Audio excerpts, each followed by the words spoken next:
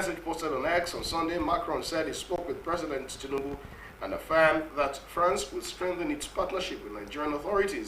He wrote, quote, I spoke with President Tinubu of Nigeria. I conveyed France's solidarity in the face of the various security challenges, particularly the terrorist threat. At his request, we will strengthen our partnership with the authorities and ensure that everything is done to arrest the situation. You'll find details of the story in Punch newspaper of this morning. Okay, from the Nation newspaper, I move to the Guardian now. FG secures release of 100 abducted Niger puppies, so to say, as 153 puppies, 12 teachers remain in captivity. The federal government is said to have secured the release of 100 school children abducted from St. Mary Private Catholic Primary and Secondary School, Papri, in Agua local government area of Niger State. The development comes 2 weeks after bandits attacked the school, abducting 315 people comprising 303 students and 12 teachers. It was gathered that with the release of 100 puppies, 153 puppies and 12 teachers are still held in captive. Though the details of the release are still sketchy as at the time of filing this report, the Guardian could not independently confirm if ransom was paid or if they were released unconditionally. However, sources confirmed that the rescued puppies are currently receiving medical evaluation and will be reunited with their families after debriefing. Details of that story you get in the Guardian newspaper. Let's move to political matters. In the Punch newspaper, the factual rumors rise as Fubara faces mounting assembly fire. Speculation is mounting that Rivers State Governor Siminalayi Fubara may soon dump the People's Democratic Party for the All Progressives Congress following fresh political turbulence in the state. Last Friday, 17 members of the House of Assembly loyal to former Governor Nyesom Wike and led by Speaker Martin Amawule announced their defection from the PDP to the APC, instantly shifting the legislature's balance of power. There are only 3 lawmakers considered loyal to Fubara have not resumed sitting since the 6-month emergency rule in the state was lifted, deepening uncertainty around the governor's political future. Speaking, a PDP chieftain and former member of the House of Representatives, Obona Nwuke, said recent political movements in the South-South suggest Fubara may eventually head to the ruling party at the center. Nwuke, who represented the Eche Onuma in the National Assembly and once served as Rivers Commissioner for Information, said the defection of governors in Delta, Akwa Ibom, and most recently Bayelsa, formerly PDP strongholds, points to a broader trend that may pull Fubara along. He said, quote, if you look at the twist of what is going on in the South-South, governors elected on the PDP platform have decamped. Did we expect the Rivers lawmakers to move? It may have come as a surprise, but when you consider the crisis in the PDP, was it avoidable? Possibly not. Details in the Punch newspaper of this morning. Economic growth not lifting Nigerians out of poverty, expert laments. Chairman of the Alliance for Economic Research and Ethics, LTD-GTE, Dele Kevin Oye, has said that Nigeria's much celebrated economic growth does not reflect the daily reality of millions of its citizens, noting that the country is experiencing a troubling paradox where GDP rises without tangible improvement in lives. Speaking at the Lagos Country Club Business Forum 2.0 in Lagos, Oye, who is the live vice president and second national president, NACCIMA, said Nigeria was a nation of immense potential, often applauded for its expanding gross domestic product (GDP), but rising prices, unstable employment, and challenges of running business in a volatile environment paint a starkly different picture. Referencing the recent economic data showing 3.98% GDP growth in the first quarter of the 2025, driven mainly by not all sector, we explained that the widening disconnect between macroeconomic indicators and live reality represents the Nigerian puzzle of growth that leaves people behind. He said Nigeria is a nation of immense potential, often celebrated for its gross domestic product, GDP, and expanding economy. Yet for millions of Nigerians, this narrative feels disconnected from their daily realities. Full report of that story you get in the Guardian newspaper. All right, still talking insecurity here. Miners proposed ban on mining activities. The Miners Association of Nigeria says banning mining activities in the country is not the solution to security challenges in the country. The association made this known in a statement jointly signed by its national president, Dele Ayokale, and its national secretary, Sulaiman Lehman, on Monday in Abuja. Recall that the Northern States Governors Forum recently called for the suspension of mining activities for 6 months following the abduction of school children and killings in some states. They identified illegal mining as a key driver of insecurity and stated that the suspension would allow for a comprehensive audit and revalidation of all mining licenses in consultation with state governments. Nonetheless, the association's president said that only illegal mining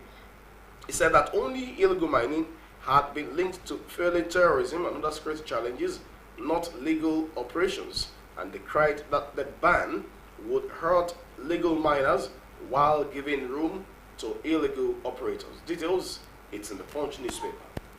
PENCOM to sanction not compliance with pension law recovers 32.27 billion naira. The National Pension Commission, PENCOM, has announced a tougher compliance regime, warning employers that non-remittance of workers' pension contribution will no longer be tolerated as it deepens enforcement across the country.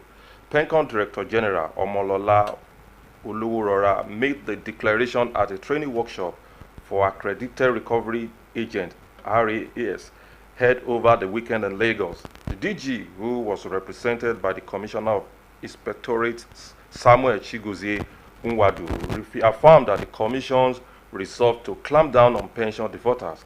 According to PENCOM, a total of 32.7 billion naira, comprising 15.87 billion naira in unremitted pension contribution and 16.4 billion naira in penalties, was recovered from defaulting employers between June 2025 and September 2025. The Commission also recovered 2.6 billion naira from employers in the third quarter of 2025 alone, making what industry operators describe as the strongest enforcement momentum since in recent years. The Guardian newspaper has the details of that story. Before we close up, let's check this story. Many feared dead as gunmen attack Anambra community. Yet still be disclosed number of persons have been feared killed when some unarmed men launched an attack near the Afo Market Junction in Northia community in Njikoka local government area of Anambra State on Sunday. Residents described panic and chaos as the attackers reportedly opened fire on unsuspecting members of the community. Some victims were fatally injured while others fled for safety. The police have launched an investigation into the attacks and are working to apprehend the perpetrators, so says the authority. You find details of the story in the Punch newspaper of this one. Okay, now from the Guardian, I move to the Hope newspaper, and this is coming from Professor Utomi. Utomi suggests use of drone to monitor Nigeria's airways. The political economist, Professor Pat Utomi, has called for the use of drones to monitor Nigeria's highways as part of effort to tackle insecurity. Utomi, who spoke in an interview with New Agency of Nigeria on Sunday, said that the governor must close ranks on it. The professor expressed dismay over what he referred to as the poor attitude towards insecurity, saying to protect highways was a fairly simple thing if it was really valuable to the nation. How many highways do we have? Why we do not have a lot of highways? There should be area surveillance drones over those roads, because looking at the edges of the roads, whoever is inside the bush, they will see them long before anybody even tries to come out to the road to try and attack anybody, he said. Utomi also pointed out that checkpoints were unnecessary, but rather said the police forces were designed to be mobile. For details on that story, you check the Hope newspaper. All right, please do check details of those stories and many more we've not checked this morning on the national dailies. Of course, we've been able to check stories from the Punch newspaper, the Nation newspaper, the Guardian, and of course from the Hope newspaper. We'll take a break now. When we return, it will be time for conversations around topical issues. Please stay with us, everyone.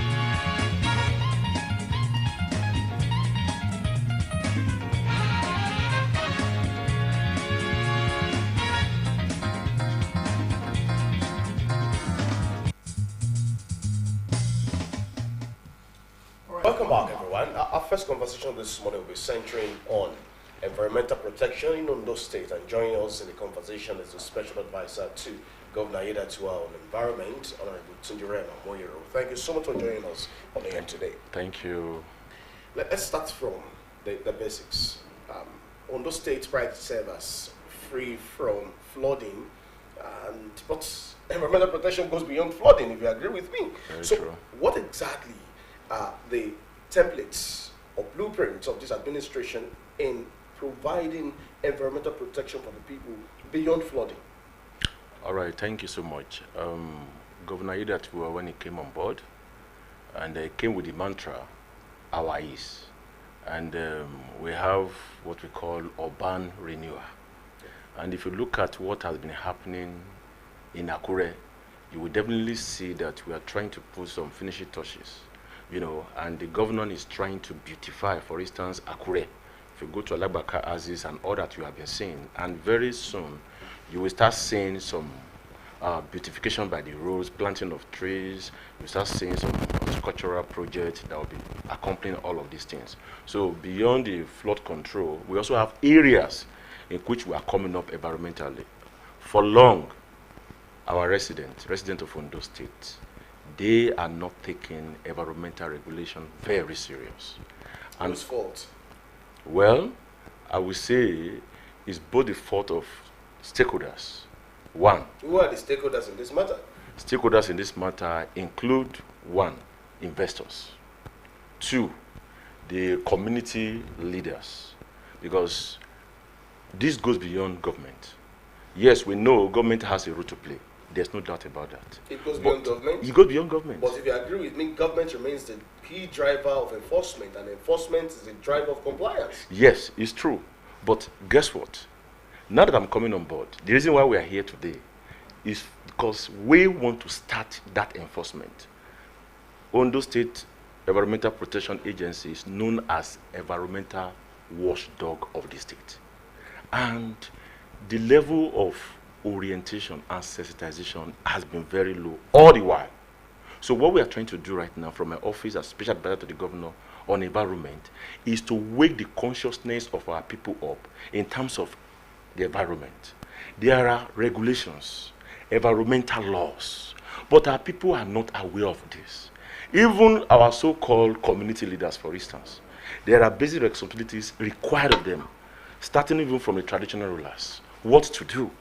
You see every last Saturday of the month, you see what we call environmental sanitation and all of that. And you see our volunteers coming out, Boys Brigade, you see the Commissioner for Environment coming out, though it falls under the purview of the Commissioner for Environment. You see them coming out and trying to beckon, encourage residents to come out to clean their environment. Though clean of environment is more than what we call the normal people that say, oh, environment. No, it's more than that. We can go into climate, deforestation. We can go into influence. Our companies coming to Ondo State and you see pollution in the air. Environment goes beyond what you see physically. And environment covers water, whatever discharge or hazardous waste you put inside or drop inside, or effluent. We talk about effluent.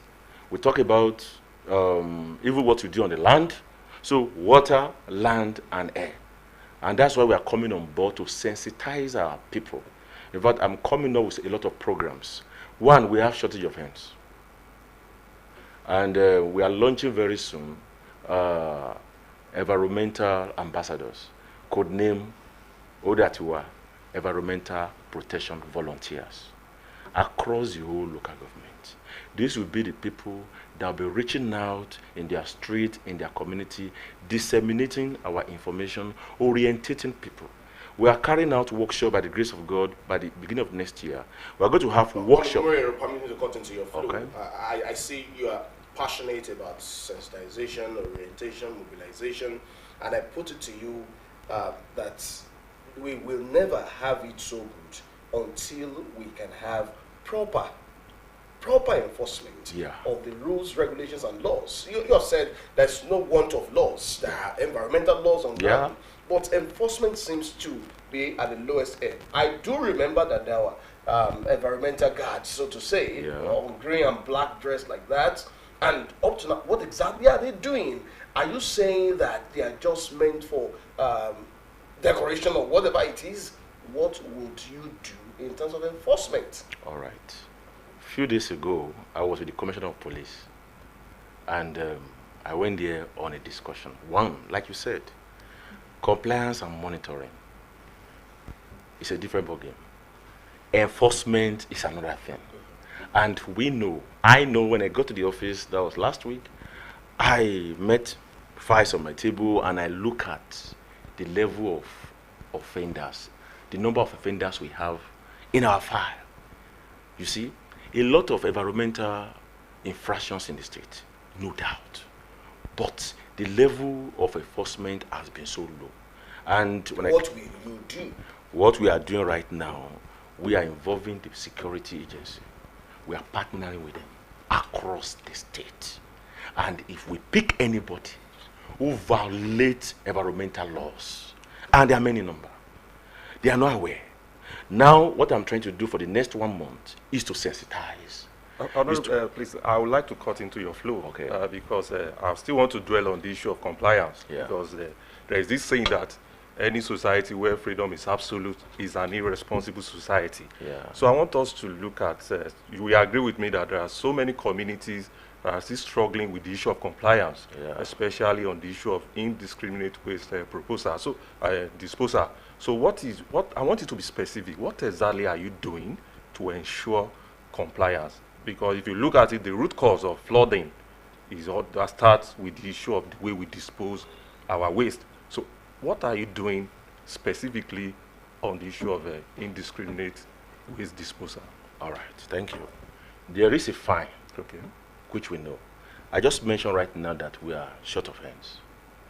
Do you know what it means to cover the whole 18 local governments, daily, weekly, and monthly?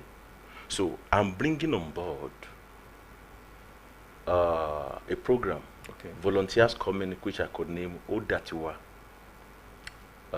environmental protection volunteers, that will be trained in this aspect. And the only thing is, when they catch you, you are taken to the nearest police station. And I believe by the time we start that, there's no that way. We will sensitize the people through a lot of... Sorry, what assurance are you going to give us that if that is taken to the appropriate authority, Yeah. there won't be any form of relaxed laws or, buying your way into coming out of the net of the authority? Now, I want to let you know that in this state, in Akure, for instance, we have 2 environmental courts. Are you aware of that? Okay. 2 environmental courts. Now, the training we are going to give our men, we will ensure that there is a backup with that. Is the training. There's no that way. We will ensure that when we have some people as scapegoats, definitely we are sure others will comply. We've started it already. Last week, I visited about 3 companies that have violated environmental laws. Many of them are not audited, and it is required that companies operating in Ondo State are facilities, private or corporate, they are supposed to be audited every 2 years. So, and we carry out our compliance and monitoring from time to time. When we have the bulk of these people, I'm going to inaugurate very soon the Odatiwa environmental protection volunteers on board. With the hands that we have at the moment, I am very certain, and with my partnership with the state police, and which will go across every police divisional headquarters across Ondo State. I'm very sure with this, and with my effective monitoring, going from one place to another, we also have some other supervisors who will also follow up on all of this. For effectiveness, for effectiveness, I've decided to break the state into 3 senatorial districts. It's already in 3 senatorial districts? Yes, and this time around, I'm putting up a structure in the environmental sector, also in that, to follow that. Okay. So, we are not going to be operating only from Akure. We are going to be operating from the 3 senatorial districts. All right, because of our time, we need to move a bit faster. Okay. You talked about visiting companies to ensure that they comply with environmental laws and all of that. Yeah. To what end is this? Is government more interested in they paying fines and then your agency in collaboration with the Environment Ministry therefore also internally generate revenue for government, or the ultimate goal is environmental protection so properly called? Actually, the ultimate goal is to protect our environment. And not to bring in money into not, the government? No. As a result of, how people may be stubborn. Some people may be stubborn. If you refuse to comply, there should be a fine. And that fine is to put you on your feet. Is the fine an option to doing the right thing, or it comes alongside compelling the people or the companies to do the right thing? The fine is to ensure that the company do the right thing. When it pays the fines, Yeah. would you still monitor and ensure that, for instance, if there is illegal leakage of chemicals into Okay, water, let me tell you what we do. What would you do? Let me tell you what we do in the first place. When we get there and we discover any environmental infraction, we give you abatement notice. Okay. So abatement notice is to tell you that we found this, this, and this. Therefore, you are to ensure that this and this are put in place. Okay. And that's within 7 days. Within that 7 days, we come back again to re-inspect. And if we discover that nothing has been done, the next thing we do is to give you a notice. The second notice? Yes. What is the second notice about? The second notice is for 14 days. It's to remind you, it's like a reminder, that we have given you abatement notice, but you refused. Now, you've not complied. Then after 14 days, then we give you a court summon, and you appear in court. So then, we will be required by law either to seal or, so we are not taking law into our hands, but the court will decide based on environmental laws that we have on ground what to do. So that's exactly what we do. Okay, now I want to ask you this. So many states now have adapted into the recycling technology with the initiative of waste to wealth. How well is on those states, adapting to this initiative? Circular economy. Yes. Thank you. I want to appreciate our governor, Dr. Lucky Orimisan Ayedatiwa, who listened to the agency's cry. And just last year, the governor approved along Ondo Road some acres of land and undergoing fencing right now.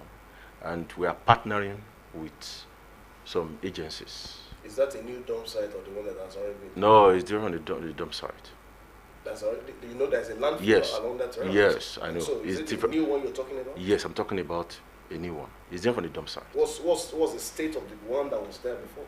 The state of the one that was there before. No, this one is a new one. I know. The state that was... I agree with you. Okay. You say it's a new one, but I am telling you that was one along Akomo axis. Yes. So That's our the dump state site. of the dump site now? Now, there's no issue. Why do you about- then have illegal dumps around Akure? I'll give you an instance.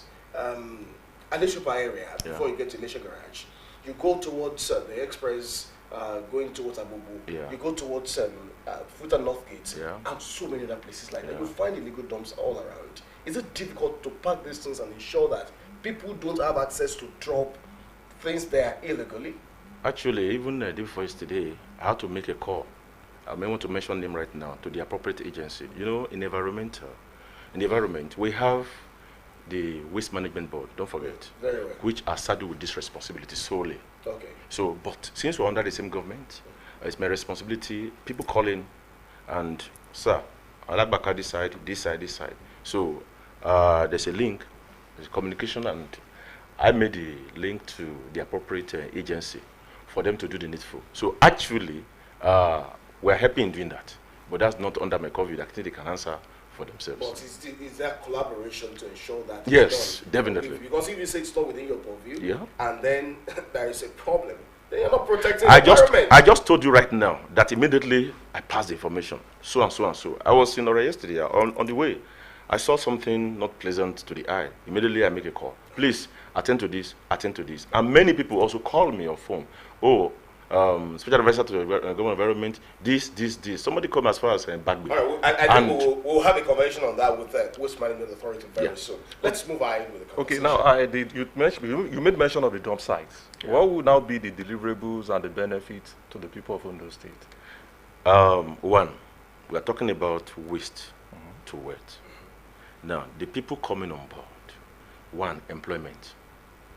Two, our waste, instead of it to be, disposed indiscriminately, is being converted to other things, Like, household things, okay, that you use at home, coming back to rubber, coming back to some you can extract some chemicals, even from there.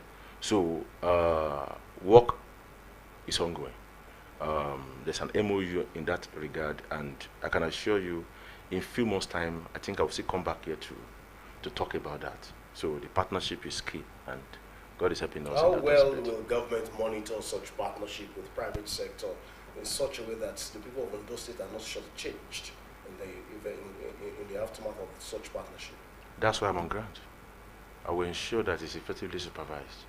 Well, talking about supervision, I do understand that Ondo State is fast moving from the core civil service state to industrialized states. Yeah. Well, give kudos to policies and programs of government. But then beyond that, there's also the other side of it, looking at the adverse effect that such industrialization can have on the environment. Rock blasting is one. Effluents is another one. And many other things such as improper disposal of waste. In fact, some have alleged that there is a way they just put chemicals everywhere and all of that. What is your agency doing to ensure environmental impact assessment before any company sets its foot on the ground to begin operation, and also to protect the people? For instance, rock blasting could be dangerous and inimical to the health of the people, safety of the people who live around such a vicinity. What is government doing to address the situation? Let me give you a good example. Last week here, there was a bomb blast at Akure North, I think Ade Ogun community. And immediately the governor called, we received a directive from the governor to go on a fact-finding inspection. And this would be an opportunity for me to even address our people in Ondo State. A bomb blast or a rock blast? A rock blast, sorry. All right. A rock blast. Okay. Now, this particular company decided to use unprofessional technology. That's the way I would put it. Okay. And the rock rumbles traveled beyond the recommended path of or right of way. And imagine the rock rumbles traveling as far as 200 kilometers instead of the 50-kilometer range. 200 kilometers? Over 200 kilometers. Affecting houses, cars. Literally, I saw the windscreen glasses, that shattered. I saw cracks on the walls on buildings. And in fact, it was life-threatening. It has been happening for some time, but that particular one that happened last week, Wednesday, was horrific. In fact, the commissioner of police, on my visitation to him, told me that he shook even his office from Obaile down to Izala Baka extension or Ibato Road. Just imagine. And immediately we have done our investigation with the SSA to the governor of security. And right now, the report is for the governor. I've made some recommendations. And as soon as the governor... Can we have an insight into at least just one or two of the recommendations? Especially to know if the company will be responsible for the repair of buildings. Definitely. Those damages. Definitely. And so on and so forth. Definitely they will pay for those damages. They'll be fine. They will pay for those damages. Number two, one of those that I can say is before any rock blast, officials of Ondo State Environmental Protection Agency must be present. And not only that, Abaile alone, that quarry or mining operators, we want to extend this same thing to every mining or quarry operators in Ondo State. So that's just an example. We have many taking place in other places. Okay, what is Ondo State government doing in the area of environmental auditing, particularly concerning some of those communities affected by ecological challenges like climate change and the rest? So what is, especially the River-Nile area? So I want you to take us through the plan of Ondo State government in mitigating the effect of all these challenges. All right. The one on the River-Nile area is solely the Ministry of Environment. And if you look at what's happening, Osopadeka decided to pick that up. And with alliance with a company in Ghana, they went to Ghana, just a few weeks ago, to look at what's happening, and they're now in Ondo State, and something is going on in that aspect. Okay. But in terms of mitigation, in terms of climate and all of that, we are planting trees. If you look at our forests, In fact, the number of trees through GIS, which is ongoing now, we're trying to um, map out the number of trees that local government by local government. The last time we did this was about 3-4 years ago. So we are doing one. Very soon we'll start doing one. But we are trying to plant trees. For instance, we are planting 50,000 trees, which will be launched. That inauguration will be launched in commemoration of Ondo State at 50 the next year, February. And the Mr. Governor will pilot that. So we are going to plant 50,000 trees in collaboration or in partnering with our royal fathers, even schools. We want to ensure that students, there's something, a program I'm bringing on board. We have a lot of program I'm bringing on board. You were asking me the other time that how do we do this? We want to go to schools and have this environmental conservation club. So, bringing them up at that early stage to be conscious of the environment. You see, the way you treat your environment is the way the environment will treat you. The menace happening right now, in the world or in our community, we caused it. When you don't honor your environment, I'm telling you, the environment will maltreat you. So it's just the maltreatment that we are receiving. So, and one thing about the environment is this, that you are doing it here doesn't mean you are not affecting other people. So whatever you do, whatever you cause in your environment, there is a negative impact. Where your right ends, that's where another person's right starts. So this is why we are trying to, when we get it right for everybody, I'm telling you, we are going to have, somebody said that if we all clean our doorsteps, each of us will clean our doorsteps, the whole world will be clean. And this is what the international community is saying. That it's not about what's happening in Ayetoro, or what's happening in Oka, what's happening in Ifedore, what's happening in Ore. Whatever you are doing in Ore is affecting somebody who is living in Akure too, somehow, because we breathe in the same air. This same air. And if you see water bodies flow from one place to another, when you pollute the water body at a source, don't forget that it's not about that source. When you throw things, when you indiscriminately throw chemicals and all of that, we have laws. If you discharge effluent or chemicals into the state land, there's a penalty. State water, there's a penalty. Into the canals, there's a penalty. And when you burn, even bush burning, there's penalty. But all of this, people are not aware. So they made this on ground and is like the usual way of doing things. So, we don't know there's a law, there's something, we have a law guiding against this. We're not supposed to do this, we're not supposed to do that. But right now we're going to go on massive sensitization on social media, partnering with on-air personalities, radio stations, TV stations, bloggers, who use all means, unions, artisans groups, then we are inviting facility owners. If you have a business or you are investing or you have a company in Ondo State, we are going to have a workshop by the grace of God at the beginning of next year. We're already working on that so that we can sensitize all of these people, ranging from supermarket.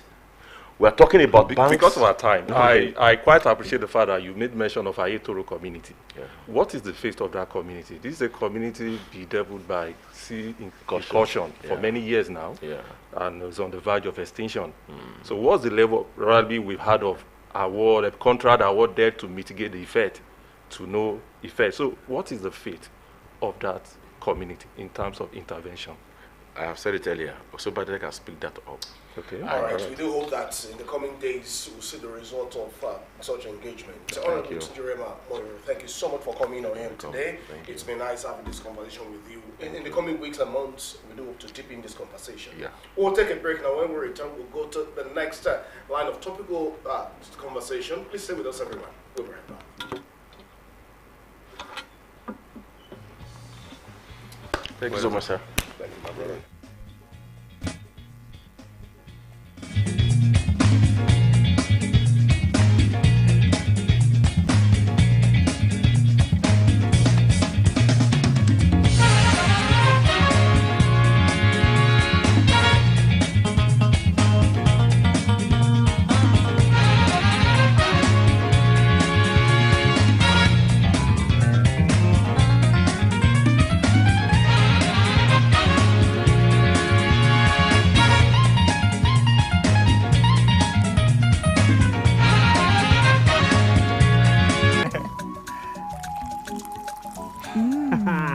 Oh, remember how mom used to wake up before everybody to make breakfast, iron our uniform? Let's surprise that woman with something special. Reward your mom with a trip to Zanzibar in the 2025 Three Crowns Mom of the Year competition. Write a note using each letter in your mom's name and submit with any of these on our website or at any of our collection centers. T's and C's apply. Three Crowns Milk. Healthy moms, happy families.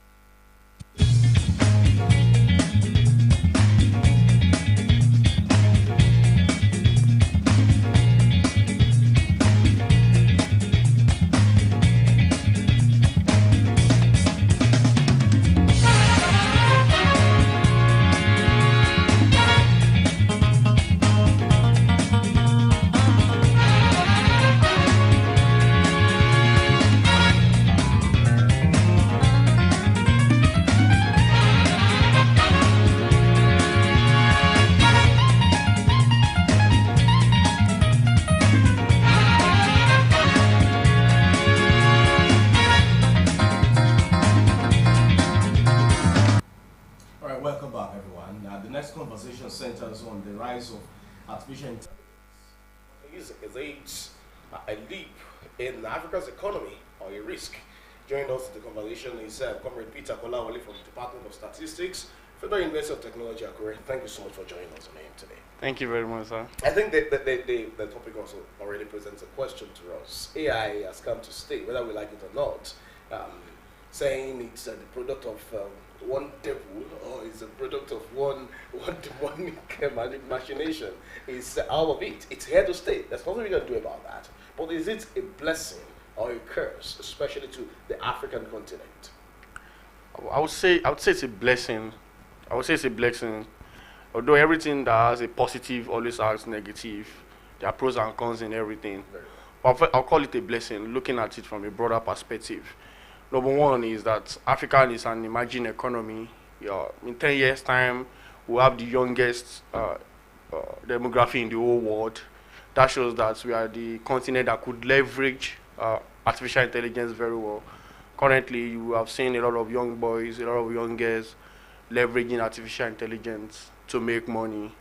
If you go on internet, places like Fiverr, Upwork, where people hire hire people that could do work online, hire writers, content creators, hire statisticians, data analysts.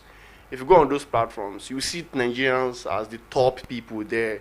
And these are the things that artificial intelligence gives to you. It gives you the leverage to access the global economy from your remote place like Akure or wherever you are in the world or wherever you are in Africa, so to speak. So I call it a blessing generally. It's more of a blessing than a curse. But again, it has the downside. For example, you will see that if you engage this AI, you will see that a lot of people that people have shown their skepticism about racism being coded into it. You will see that if you ask it to show you a picture of Africa, it most likely show you a picture of a dirty place, which shows the bad side of it because of the people that built this platform, which shows that Africa needs to step in and also write our own narrative, because the people that wrote the narrative of Africa in this artificial intelligence and this platform, they wrote it from their own perspective. You can't go out there and start blaming them. It gives us another level of reasoning, especially to look at what we call in the AI firmament, we call it data sovereignty. Who exactly is the owner of data? If this is what any AI prompt brings to you about Africa, does it not tell us that we need to also reconfigure what we put into all search engines to also be able to change this narrative? What do you think? Yeah, we can assume that we have the power to change that. Say, how the story of Africa will be told is dependent on what we are asking AI or what we are telling Google. But I don't think so. I think the people that wrote the code know what they are doing. Many of these AI platforms have gotten sued, talking about data sovereignty. Gemini, I think, got sued recently. Yes. They have to pay some authors because those authors were able to prove that, hey, my book was used to build this. My book was used to train this. So you have to pay me. And then they have to settle out of court and so on. So data sovereignty, we know, we don't control the data. The big tech control it. It's not just African problems. It's a global problem. But for the story to be told the right way, we need to step in and build our own stuff. I don't think it's by the data we supply it. Whatever it is, they are coding right there in Silicon Valley. That's what they want to put there, and that's it. I don't think we have the power to change anything for now. We build our own plan, and that's what China is doing. That's how you see China trying to build their own WhatsApp, their own Gemini. China doesn't use WhatsApp; it uses WeChat. Yeah. And in our own case, how do we advance the conversation to be able to say we have our own? I think it starts from the problem of not supporting efforts by young chaps who are into tech. Or what do you think?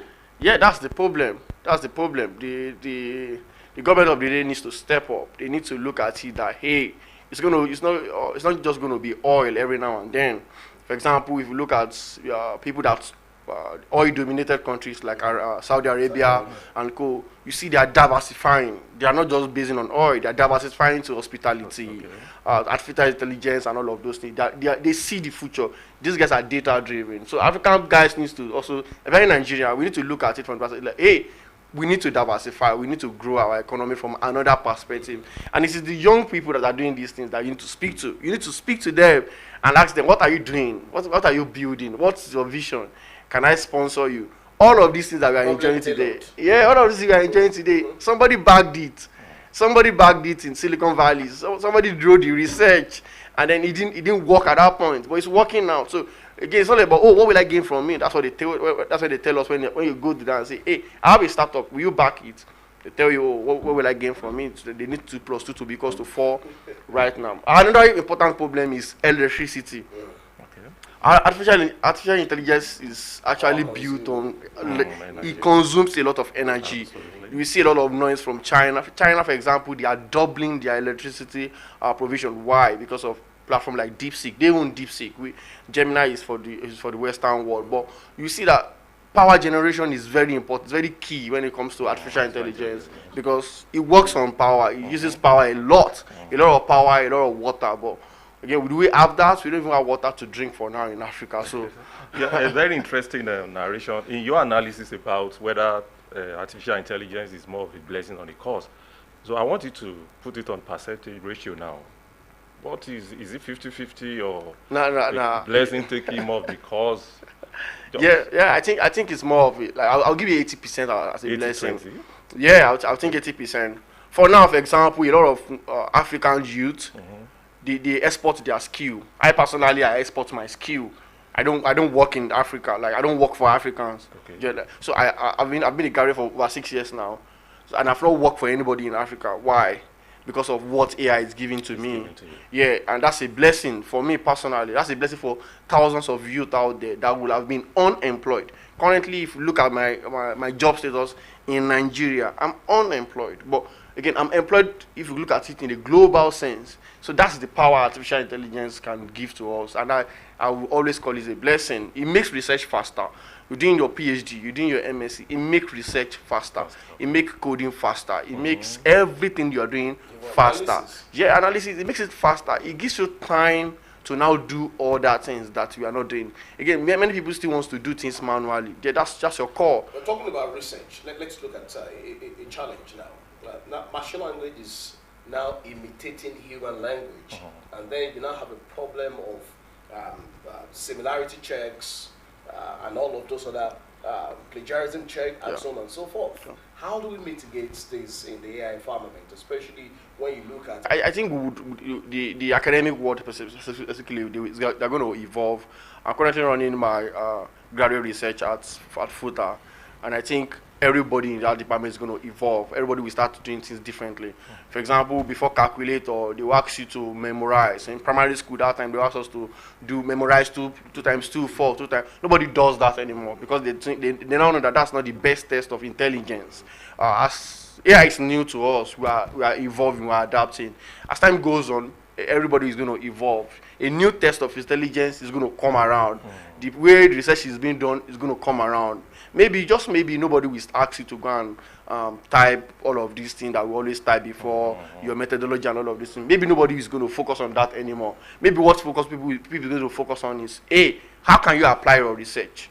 What is the practical way on how this thing will be applied? Can you go to the markets and apply this knowledge and let us see the results? Maybe that's how research will now be graded. Maybe that's how research will now be actually graded, and they will know. But again, for now, they are evolving, they are seeing the pros and cons, and very soon a new way of testing intelligence Okay, will come. maybe you should just take us through the technology of using AI to carry out research work. Can you give us the background? How does it work? Is it in terms of the data collection and the algorithm? How does it really work? Okay, let me use my own research as an example. Okay. I'm currently running a graduate program in FUTA, and I'm publishing papers often. So what I do is I use artificial intelligence, maybe Gemini, ChatGPT and co, to actually research the available topics. Okay. Say, I want to actually do a research in, let's say, I'm working on something that's called market basket analysis. I want to actually analyze, okay, what are the food that people shop together when they want to go and shop? What are the food? So I said, okay, research this for me. What are the things in this industry? Then I say, okay, give me the recent papers in these areas. I want you to don't go below 5 years. Then they gave me the papers in those areas. Then I go on Google to go and download those papers. And then I supply the paper back and say, okay, summarize all of these papers for me. And he did that. And within 24 hours, I already understand what I want to do, what other people have done, what are the gaps. And you say, okay, out of these 10 papers in this area, give me the available gaps. What are the gaps? What are the ways I can improve on it? Then it's going to give you the gap and say, okay, this can be improved, this can be improved, this can be improved. And then I just go ahead and say, okay, my research program, my research topic is going to be on this particular thing because so I've done this in the last 5 years and I want to improve on it, and then I'll go ahead. Now, when it comes to the research, to the analysis itself, I want to write a code. I don't know how to write any code, and then they said I want to write a code on Python. I simply tell it to write the code for me. I want to write the code that will analyze this and do this on Python. It's going to give me the code. I'm going to copy it. I'm going to paste it on Python, and it's going to analyze it for me. Okay, I want to know on this concept of digital colonization, and this is also this perspective of bringing automation into our workspace and workflow. Yeah. Are we being colonized digitally, particularly this technology of artificial intelligence? Because it's raising a lot of concern that people might start losing their job because when you bring in all this automation, people are now losing. Yeah. They are no longer contributing. Maybe just People will lose their job. So People will lose their job. what does that mean for us? Yeah, it Are we means being that, colonized? yeah, we are. Really?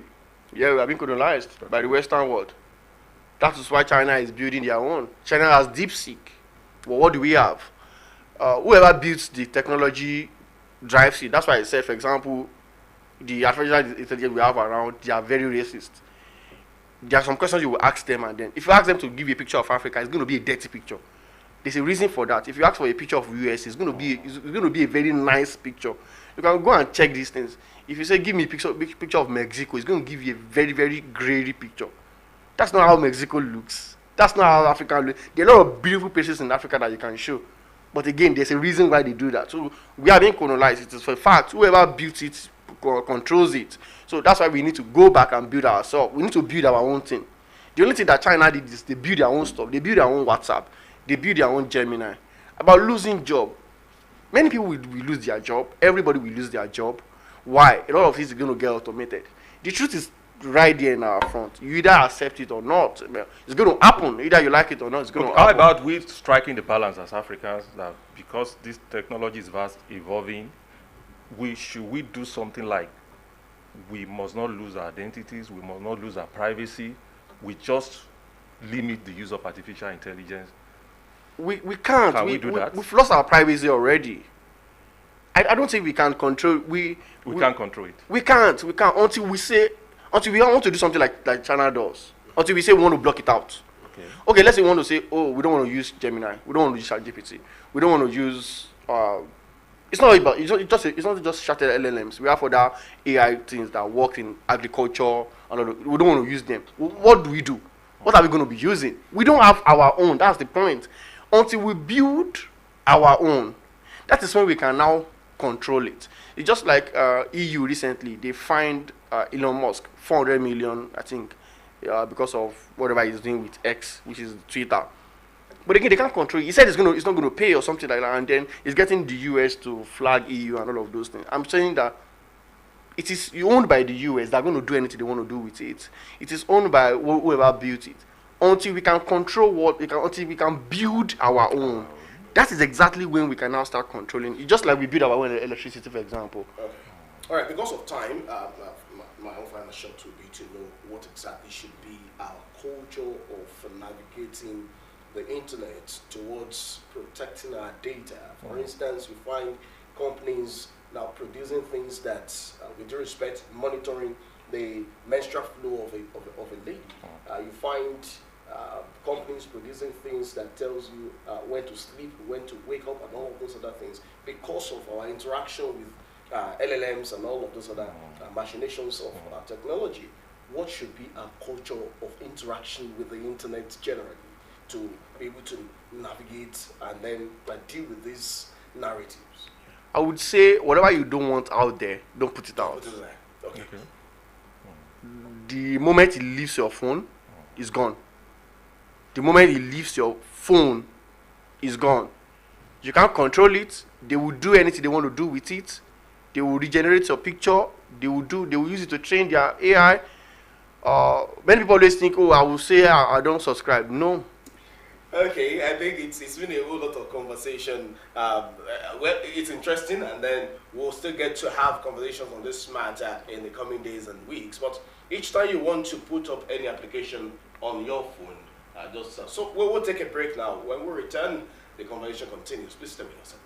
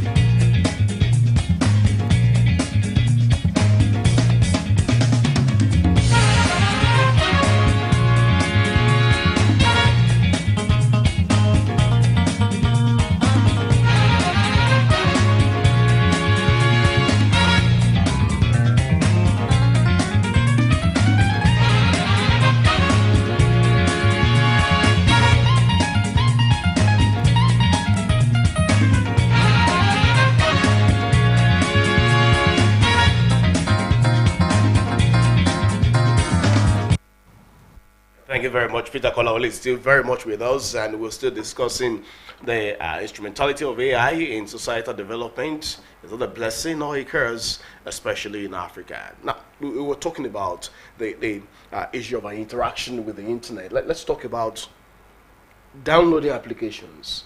Most times you find this license agreement, and it's always like a court summon. It's so long a thing. And eventually, you just scroll and then you just click, I agree. Yeah. Now, is that right or wrong? What do we do so that we are not jeopardizing our data to other people? Can I say it's wrong? Because everybody does that, right? Of course. So at that moment, you need the application. I mean, I don't read it. But isn't it necessary that we know what we are signing in for? We can't read it. They built it like that so that we don't read it. That's why they don't want to read it. Or if you violate, you are guilty, even though you are not. Also, No, if you, you try you, to, you I mean, even inadvertently surrenders your data. Of course. yeah, you know, I'm a digital marketer by profession, so I understand what's happening in that back end. Okay. What's happening is they don't want you to read it, and then the terms and conditions are very generic. They wrote it like that. For example, they will say, "Don't use foul language." Now, who defines what a foul language is? So when they wanted to take down their social media account of Donald Trump, they said he was maybe pushing people to violence or something like that. But who determines that? Elon Musk came back and bought X, and he brought his account back. Now, the point is, who determines what a foul language is? So these terms and conditions... Peter, for instance, if I do like this, someone will say we're trying to do high five. Yeah. And then in another one, they say, it's a foul language, you are abusing my mother. That's it. And so, there's a point that we must come to really understand the specific and not the generic. Because all of these things are very technical somehow. They put it there so that it will be like that. Especially, for example, Instagram. They want to have the liberty to be able to take your account down if they want to do so.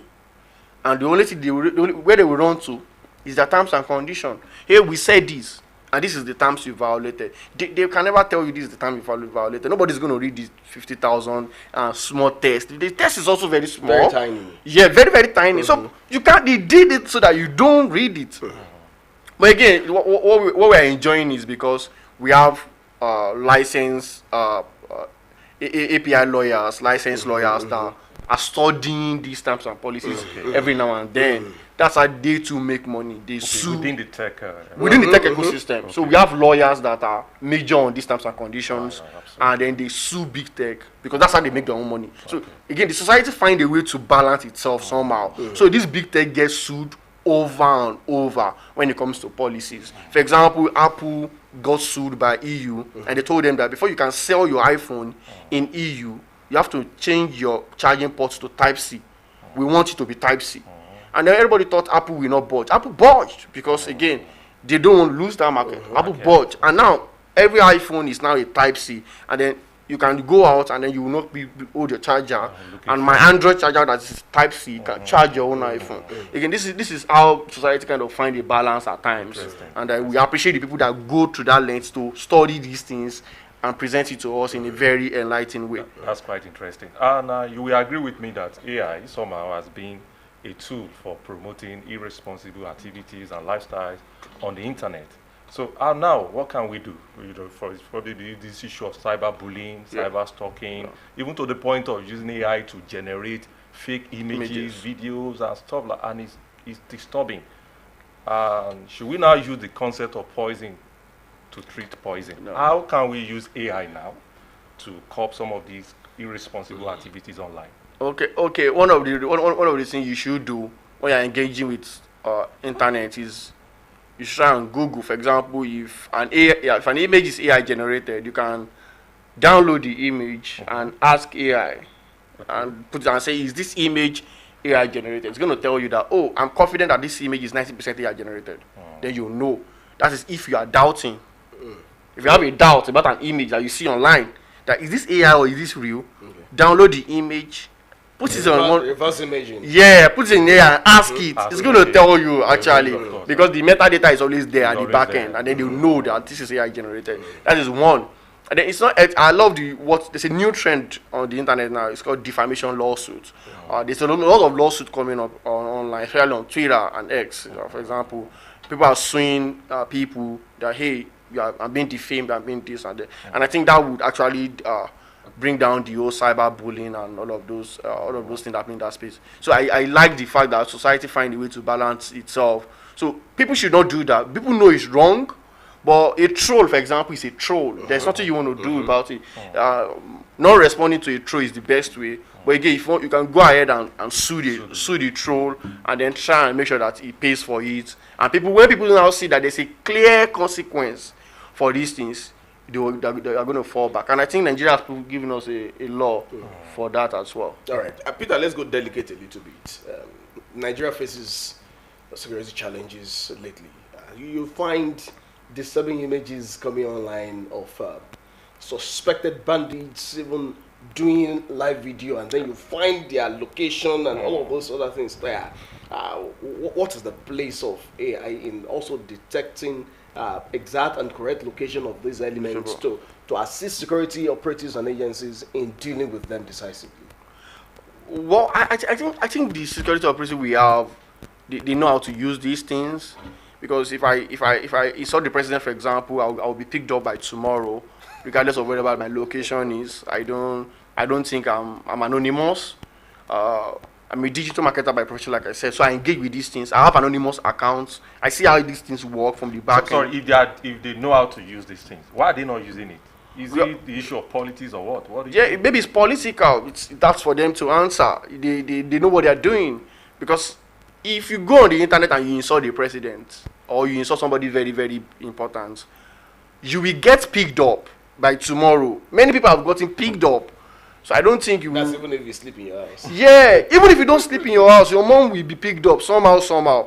I've gotten sued before. No, I'm also saying that. That's even if you are allowed to sleep in your house. Yeah, I've picked up before tomorrow. So I've gotten sued before for defamation. I'm a digital person, very, very digital. So I know how these things work. I don't think anybody is hiding. You can't hide. So not now talking of a bandit on TikTok that is making a video, or somebody that uploaded a video. Number one, as you are uploading a video, the phone you use to upload it, they have the information. Not just Facebook has the information. A private citizen can write to Facebook and say, I need the IP for that video. And if I back it up that, it is security reasons, they'll provide it for you. Okay. So I don't think DSS will have a problem getting that. I don't think they will have a problem getting that. They have the tools, they have everything it takes to pick up these people and wrap it up. That signals hope then that we could really get to the root of this matter and deal with insecurity. Yeah, we could win. There's no insecurity that is too big for Nigeria's security architecture to handle. I don't think there's that bad. For example, if they want to pick up they picked up Nnamdi Kanu, they brought him back. These guys I don't go about and say the Nigerians are not good. They are good. They are superb guys. I mean the upper security echelon of the country. They brought in Nnamdi Kanu from wherever he is. If they have your time, they will pick you up. So whatever insecurity is happening in this country, I don't think we don't have the. If they have your time, they will pick you up. Yeah. Are you insinuating they don't have the time of tackling the insecurity yet? I think so. Well, you are very free to express your opinion. Of course, those are your views and not our views. Finally, how do we also bring to bear responsible use of AI, especially in our daily living? Yeah, people should know that, like I said, you are not anonymous.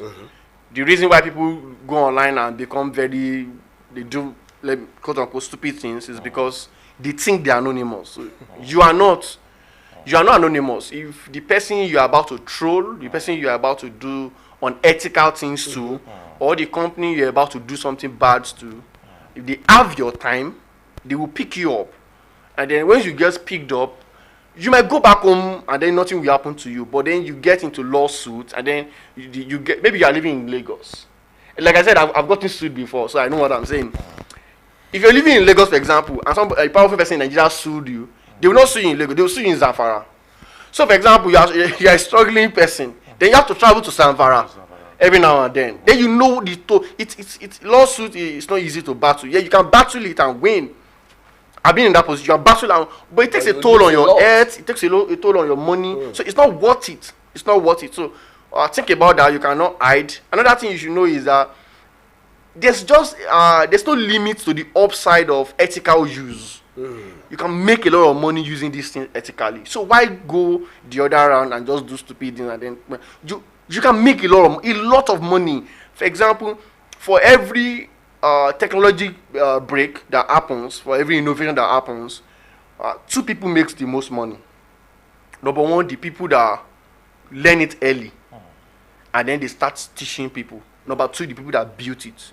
So now you didn't build AI, so you can either learn it early now, and then teach other people. There are many people that don't know. It's not just ChatGPT that is there or Gemini. I work in digital marketing. I know we use AI in video editing. There are a lot of this thing. We use AI in like I'm saying that my research and I'm using AI to do all my research. In my reference, I'm going to reference AI. Of course, No, I think that's the ethical that you part don't of get it. sued. You don't just use AI. You must reference AI. Okay. Reference that you use this, and this is what And then you what. put the commands there. Put it there. There's nothing much. That is how it's been done. It's just like as you say, oh, I did not press calculator to find square root of 95. I'm lying to myself. So how did you get the square root of 95? Sir, I put it in calculator. I'm not about Einstein that we know that off my head. So Before we wrap it up, I would like you to answer this question. You know, the outcome of our elections in Nigeria is a serious dent on our image globally. So how do we now leverage AI to add credibility to our elections and electoral system? I think for us to actually leverage AI, the first thing we need to do is have a proper sensors. We've not done that for about 20 years now. Okay. Yeah, we need to know the. Process of Yeah, if not using AI. no, there's not law. Conventional way. We can use AI to do that. So, for example, we can use AI to know when somebody is counted 2 times because the data will match, and all of those things. We can use that one. But doing the census will be the baseline. AI needs data. All right. Well, I hope we'll be able to expand this conversation again some other time. Peter Kolawole, thank you so much for Thanks coming so much, today. All right, it's been an interesting conversation, I must say, especially young people who find this very, very profitable. But we'll take a break now. When we return, we'll look at what they say water, gets enemy. We'll be right back, everyone. Please stay with us.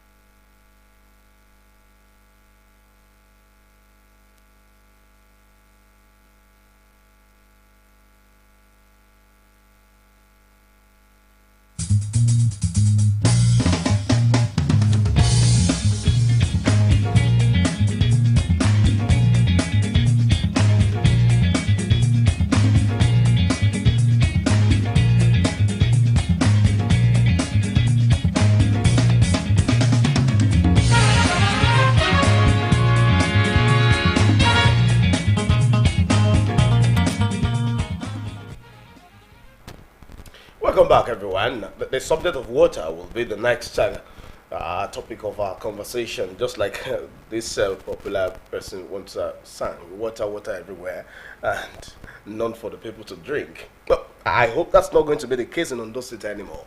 With what government says it's about to do, the revitalization of Owena Dam to deliver water to the people. Joining us in the conversation is the Honorable Commissioner for Water Resources and Public Sanitation, Honorable Ayodele Akande FCA. Thank you so much for joining us on AM today. Thank you very much. Good morning. Owena Dam revitalization is not a new concept. As a matter of fact, you will not be the first commissioner to attempt that project. What is the assurance that this is not another rope of sand, but a deliverable indeed? Good morning, viewers, once again. I'm glad to be here this morning to come and inform our people in Ondo State the good work being done by our dear Governor, Dr. Lucky Odimiso Ayedatiwa. And part of his agenda to make sure that we have good and portable drinkable water to be brought to the people of the state, particularly in the central area. And the project that has just been mentioned, at least Owena multi-purpose dam, that is a very, very vital project that is very, very dear to the heart of Mr. Governor. This time around, the governor want to ensure that this water is brought from that multi-purpose dam to the urban cities of Ondo State, particularly the capital city of Akure, Ondo, Ondo East and West, Fedore, Akure North, the environs of the state capital. And I want to assure the people of the state that this project will not be one of those abandoned projects. Mr. Governor has ensured that after breaking, that we are going to do the groundbreaking tomorrow by the grace of God on the 9th of December at Owena multipurpose dam. And at the appropriate time, we are going to talk a little bit about that. The governor has ensured that all the necessary things are put in place to ensure that in record time, the project is completed.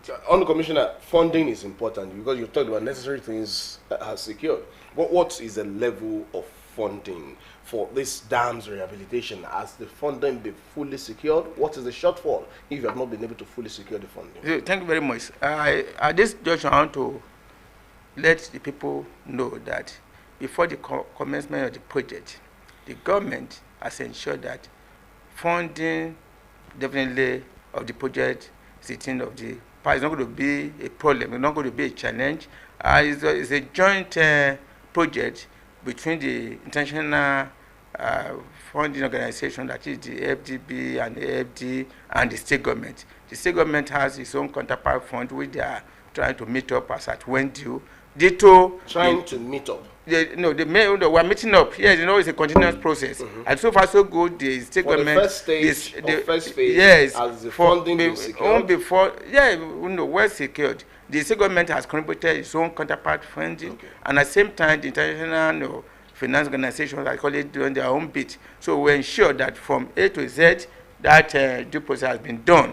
And we're not just talking about funding of this project equally at the appropriate time. We haven't gone beyond that. We're actually talking about the issue of sustainability. Accounting, we have gone beyond the issue of trying to say, okay, do this prudency concept, concept. But at the same time, we're talking about sustainability. In all the projects of this administration, we're talking about how to sustain it. Even after this administration, we're putting necessary measuring process to make sure that the project is self-funded, maintain itself. Okay, thank you, Honorable Commissioner. Interestingly, you are a fellow chartered accountant, and I want you to give us the assurance that in the course of delivering the project and in the course of ongoing, executing the project, there will be transparency and accountability. Yes. Thank you very much. To that, it is not in doubt the issue of transparency and accountability. The World Bank projects, the international funding organizations, they have their template. Okay. Template in the sense that what we call PIM, that is the rules of engagement, which the state government, without missing words, try as much as possible to abide by the rules of engagement to ensure that all the necessary bottlenecks, being accounted by government projects, with this one, are not there. So have free access, the independent body, the expert, the consultant set up to monitor these projects, they are in place. The Ministry of Finance, about trying to guide and to monitor, it's currently in place. Even the professionals within the ministry, they are in place. Even from the Federal Ministry to Federal Ministry of Water Resources, Federal Ministry of Finance, they are currently there as stakeholders, critical stakeholders in the project. Well, I do understand that, so especially in your heart, the groundbreaking and all of that. But before we go into that, let's talk about maintenance of existing water infrastructure. I do understand that many rural boreholes fall just between 1 to 3 years due to poor maintenance. Are you introducing community-based water management committee to look into all of this, or what exactly would be the modus operandi for the maintenance of this critical water infrastructure? Yes, thank you very much. So I've said earlier on that we have sustainability, how to sustain any project being undertaken by this administration.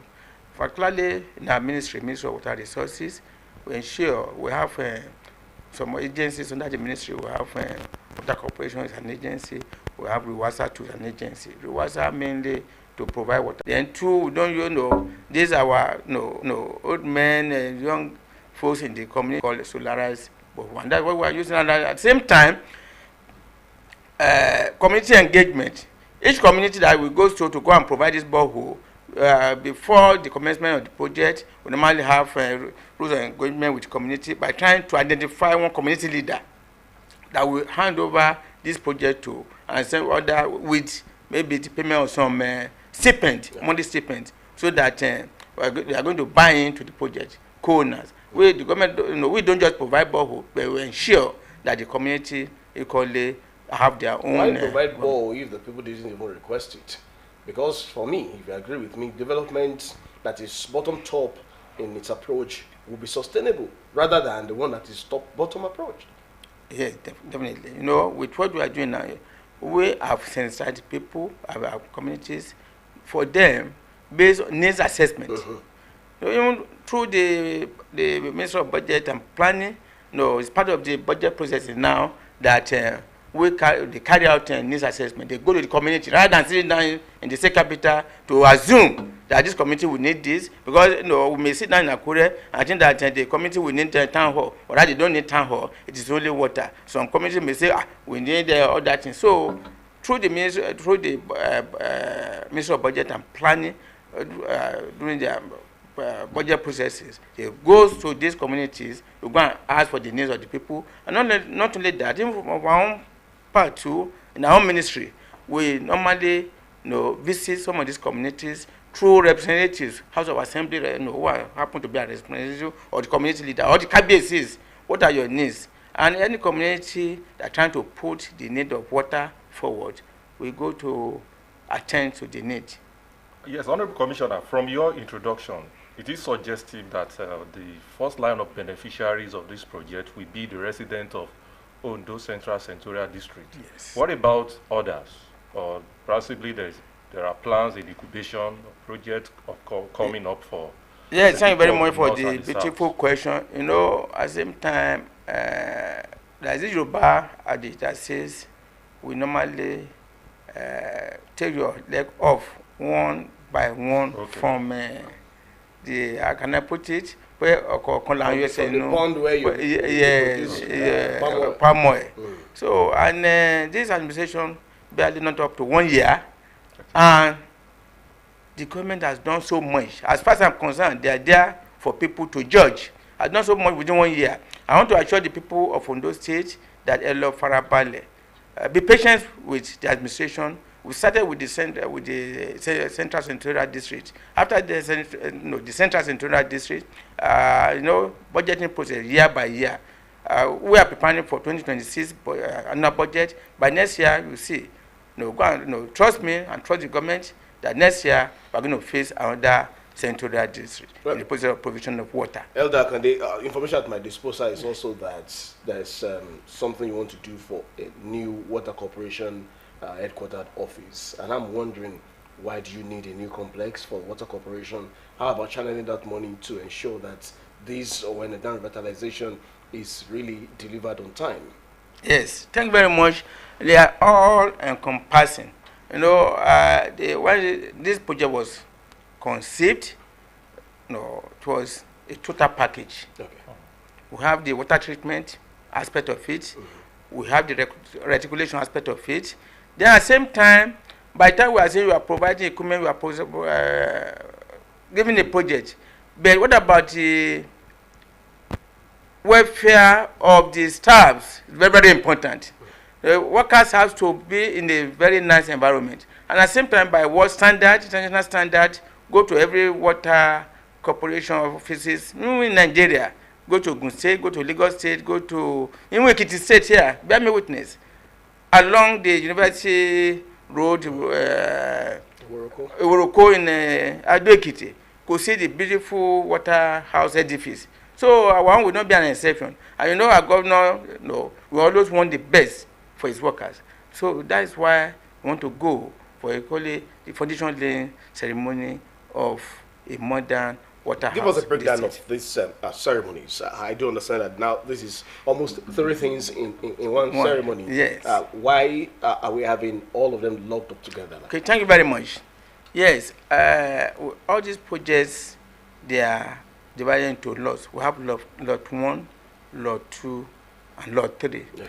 And not only that, we are so lucky this time around that Ondo State was considered among the very, very few privileged states in the country that was given this facility, African Development Bank loan, and at the same time the French Development Bank loan, developmental bank loan. So the 2 of them combined to fund this project, and that's why we are so lucky in the state. Like the name of our dear governor, Dr. Lucky Orimisa Ayedachiwa. We are so lucky to be granted this facility, and we have a lot of projects, joined together. And the international funding, the visitor that we are expecting from Abuja, they have to come and see what this fund is being used to do. Like the water treatment of multi-purpose, we want to do what we call water treatment. Fresh water will come from the dam to the treatment plant. That is phase 1. Secondly, taking water from the water treatment plant to the reservoir in town, that phase. Now from the reservoir to individual houses. That is another aspect of the project. Then one other aspect of the project is the construction of water corporation modern edifice. So we are trying to 3-in-1 project, trying to use one stone to kill about 1,000 birds. Is the state government banking on funding from development partners, or it's also committed to putting down its funding for the realization of this project, especially at a time like this when conversations arrive on the issues of abandoned projects in Africa, in Nigeria especially? Yes, thank you very much. I've said it that at the inception of the processing and trying to have this loan, it has been packaged together. We have the percentage we call a counterpart fund of the state government, which by the grace of God, Mr. Governor has paid his own part of the funding of the project. So the aspect of the state government has been done. So we are assuring the people that the project is not going to be an abandoned one. Okay. Definitely in record time, maybe maximum on paper 18 months, but let me just give plus or minus 24 months. Within the next 24 months, the whole landscape of the place, the state and the state capital, particularly Akure and environment, will change for good. Honorable Commissioner, maybe for clarity on my part, I want to know, because geography tells us that both Ondo State and Osun State, have a fair share of the flow of Owena River, the source. Yes. So is there any kind of synergy concerning this project between Ondo State and Osun State? Yes, river flows from one tributary to the other. But the tributary where this dam lies is within Ondo State. So there is no conflict of interest at all with Osrc State. Okay. Now let's look at the issue of what you would love to achieve. You have at least 3 or 4 years thereabouts to spend in office. By the case of God. You cannot move to another ministry. But if you are in this ministry, Yes. beyond your winner revitalization, what other things do you want the people to expect in terms of provision of water? And let's also touch on the issue of sanitation. In our schools, how many schools now have proper sanitation? In hospitality industries, what's the level of sanitation in those places? Are you also looking into that aspect? Thank you very much. Apart from this mega project that we're embarking upon to provide water to, first and foremost, to the urban cities, the central area of the state, put it differently. Sanitation, is it the Ministry of Water? Is it health? Is it environment? No. In line with the federal government policy, we see in Abuja we have Federal Ministry of Water Resources and Public Sanitation. Ditto, the state is taking a cue from that. You agree with me that water is life. Without water, we human beings will be nothing. So we use water, drinkable water will bring about good health. And public sanitation, water, if we have good water, we'll be able to flush out so many diseases, so many things that affect the body, particularly the personal waste coming out of the body. Water is used to do what? To clean it up. And that's why the provision of water, public toilet, in public schools, we're ongoing now. We have about 4 or 5 different modern public toilets. Public toilet with water system, provision of water system, and solarized borehole into those toilets, and at the same time providing changing room, particularly for our women, ladies in schools. So down like in the past, whereby we could see some ladies, some girls, without knowing there is their monthly menstrual period, how they discharge, their waste. They don't have a place to change. But now the modern toilets that we are providing now, we include all those facilities in the public places, particularly in Akure, for instance. This is a democracy park, event we call it more than 4 groundbreaking. This administration have been, all and sundries are invited. Come and witness it. Seeing is believing. By 10 o'clock tomorrow morning, we'll be at Owena multipurpose dam at through Ibaraoke and